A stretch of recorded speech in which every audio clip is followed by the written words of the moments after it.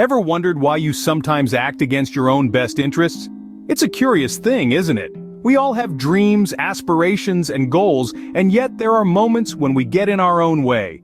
This, my friends, is the phenomenon of self-sabotage. It's like having an invisible enemy within us that quietly holds us back from achieving our goals. It's a quiet whisper of doubt when we're on the brink of success, a sudden urge to hold back when we're about to take a leap of faith. It's the nagging thought that we don't quite deserve the good things coming our way. It's the uninvited guest at the party of our lives, always ready to bring the mood down. But why do we do this to ourselves? What's the psychology behind this self-inflicted barrier? In this journey, we'll explore the psychology behind self-sabotage. Self-sabotage is not just a lack of willpower or discipline. It's a complex psychological phenomenon that stems from deep-rooted fears and insecurities. Today, we're diving into the psychological roots of self-sabotage, namely the fear of failure, the fear of success, and the need for control. Let's start with the fear of failure. It's a universal human experience. We all at some point fear that we might not meet our goals or live up to expectations. This fear can become so overwhelming that we end up sabotaging our own efforts just to avoid the potential pain of failure. It's a defense mechanism, a way of protecting ourselves from the anticipated disappointment or embarrassment. Then there's the fear of success. Sounds counterintuitive, right? But think about it. Success often means change, and change can be scary. Success can also bring about increased expectations and pressure, which can be daunting. This fear can lead us to sabotage our own success, to keep ourselves in a more familiar, comfortable state, even if it's not where we truly want to be. Lastly, let's talk about the need for control. We all like to feel in control of our lives, don't we? But sometimes, this need for control can drive us to self-sabotage. It happens when we feel that things are going too well or moving too fast. We might subconsciously throw a wrench into our own plans just to regain a sense of control. These psychological roots of self-sabotage are deeply ingrained and can be hard to recognize, but they're not insurmountable. Acknowledging these fears and understanding their influence on our behavior is the first step towards overcoming self-sabotage. We can't change what we don't recognize. So, let's shine a light on these hidden fears and take control of our own narratives. After all, we are the authors of our own lives, and we have the power to write a story that doesn't include self-sabotage. Understanding these root causes can help us recognize and overcome self-sabotage. We'll delve deeper into each of these fears in the upcoming scenes, so stay with us. Fear of failure, a common root cause, often disguises itself as procrastination or perfectionism. Let's take a moment to delve into the heart of this menacing fear. Imagine a dense, dark forest where your dreams are hidden. And you know you need to venture in to find them, but the fear of getting lost, of stumbling, of not making it out, paralyzes you. That's the fear of failure. It's a fear born from the thought of not being good enough, of falling short of expectations, or of disappointing those who believe in us. This fear can be so powerful that it leads us to sabotage our own efforts. Think about it. If we never try, we can never fail, right? This is where procrastination comes in. We delay, we postpone, we find 1,000 reasons not to start because deep down we are scared that once we do, we might fail. But fear of failure isn't just about procrastination. It can also manifest as perfectionism. We set impossibly high standards for ourselves, standards that no human could realistically meet. And then when we inevitably fall short, we see it as confirmation of our worst fears. We see it as proof that we were destined to fail all along. Yet the irony is, by letting our fear of failure lead us to procrastinate or strive for unattainable perfection, we are in fact hindering our own progress. We are blocking our own path to success. We are sabotaging ourselves. The good news is, recognizing fear of failure is half the battle won. It's like turning on a flashlight in that dark forest. Suddenly, the path isn't so intimidating anymore. We can see where we're going. We can see the obstacles in our way. And most importantly, we can see that the fear of stumbling isn't as scary as the thought of never moving at all.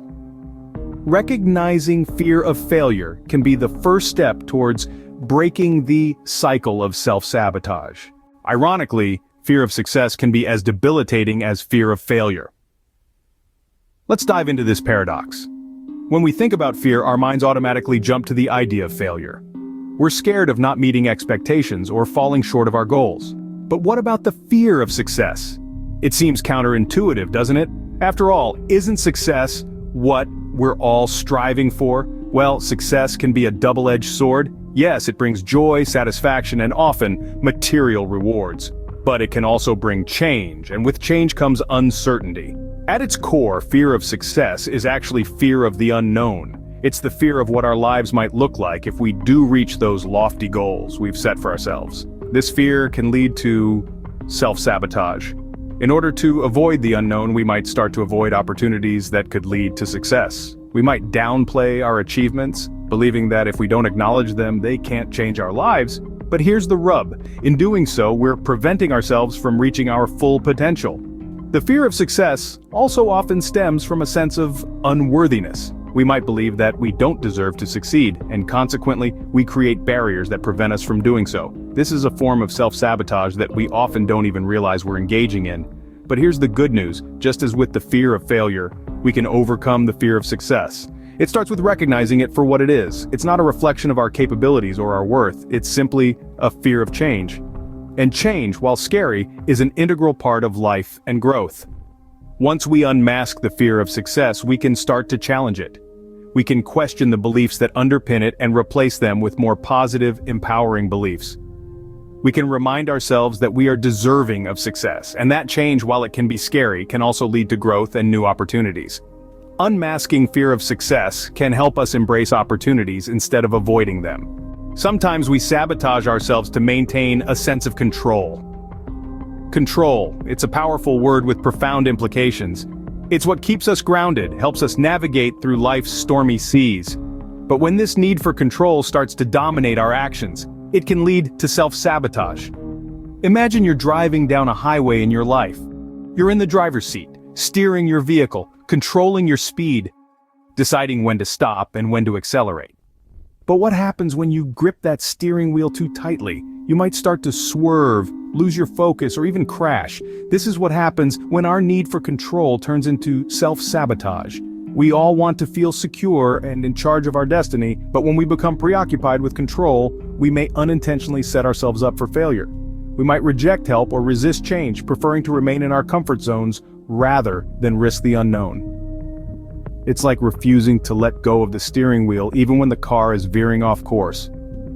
Think of a time when you were offered assistance or a new opportunity, but you declined because you were afraid it would take away your control.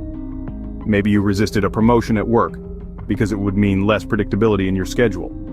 Or perhaps you turned down a chance to travel because it would require relinquishing some control over your daily routine. These are examples of self-sabotage born from a deep-seated need for control. But what if we loosen our grip a bit? What if we let life unfold naturally without trying to micromanage every detail? We might find that we can still steer our course while also allowing room for spontaneity and growth. By acknowledging our need for control, we can begin to understand why we self-sabotage and start taking steps to overcome it. It's not about giving up control entirely, but rather about finding a balance. It's about understanding that we can't control everything, and that's okay. It's about embracing the unpredictable, the unknown, the changes that life inevitably brings. Acknowledging our need for control can help us let go and move forward. Overcoming self-sabotage is possible, and awareness is the first step. It's like waking up from a dream where you've been running in circles, only to realize that you've been the one tying your own shoelaces together. Now let's dive into some strategies that can help you untie those knots and start running freely towards your goals. The first strategy is recognizing self-defeating behaviors. These are the patterns of action or inaction that hold us back. They're like traps we set for ourselves, often unconsciously. It could be procrastination, perfectionism, or even negative self-talk. The key here is to become your own detective, to keep an eye out for these behaviors and understand when and why they occur. Once you've identified these patterns, you can start to change them. Next, it's time to challenge those negative beliefs. These are the thoughts that whisper in your ear, telling you that you're not good enough, that you'll fail, or that you don't deserve success. They're like a wall keeping you from moving forward. But remember, walls can be climbed, or better yet, demolished. Start by questioning these beliefs. Ask yourself, is this really true? Or is there another way to look at this? You'll often find that these beliefs are not facts, but simply interpretations, and interpretations can be changed. Setting realistic goals is another powerful tool in overcoming self-sabotage. This is about creating a clear path to your dreams, one that you can actually follow. It's about breaking down your larger goals into smaller, manageable steps and then taking those steps one at a time. This approach helps to build momentum and confidence, making it less likely for self-sabotage to sneak in. And finally, remember that it's okay to seek professional help. Sometimes, the roots of self-sabotage can be deep, tangled up with past experiences and emotions. In these cases, it can be incredibly helpful to work with a therapist or a coach. They can provide you with new perspectives, tools, and strategies to overcome self-sabotage and support you on your journey. Just like any change, overcoming self-sabotage takes time and practice. It's about creating new habits and ways of thinking. It's about choosing to believe in yourself, even when it's hard, even when you stumble. But remember, every step you take, no matter how small, is a step towards freedom, towards becoming the person you want to be. With these strategies, you can start to break free from the cycle of self-sabotage. You can start to untie those knots, to stop running in circles and start running towards your dreams. And remember, you don't have to do this alone. Reach out, ask for help, and remember, you are capable, you are worthy, and you have the power to overcome self-sabotage. Imagine what you could achieve without the burden of self-sabotage. Picture yourself unshackled from the chains of doubt and fear. Visualize a life where every step you take is not hindered by the weight of your own negative thoughts. This is the power of positive change. Overcoming self-sabotage is like shedding a skin that no longer serves you. It's about stepping out of the shadows and into the light of your potential. When we free ourselves from the confines of self-sabotage, we allow for a surge in self-confidence. This newfound confidence isn't a mere illusion, it's the result of acknowledging our worth and embracing our abilities. Imagine the satisfaction of setting a goal and seeing it through without the nagging voice of self-doubt. Imagine the exhilaration of success, not marred by the fear of failure or success, but savored in its full glory. When we overcome self-sabotage, we are no longer spectators in our lives, but active participants steering the course of our destiny. Improved performance is another benefit of overcoming self-sabotage. When we're not preoccupied with the fear of failure, we are able to focus more on the task at hand. We become more efficient, more effective, and more capable of achieving the results we desire. Greater satisfaction in life is perhaps the most profound benefit of conquering self-sabotage. When we are not constantly battling ourselves, we can fully enjoy our achievements and truly appreciate our journey.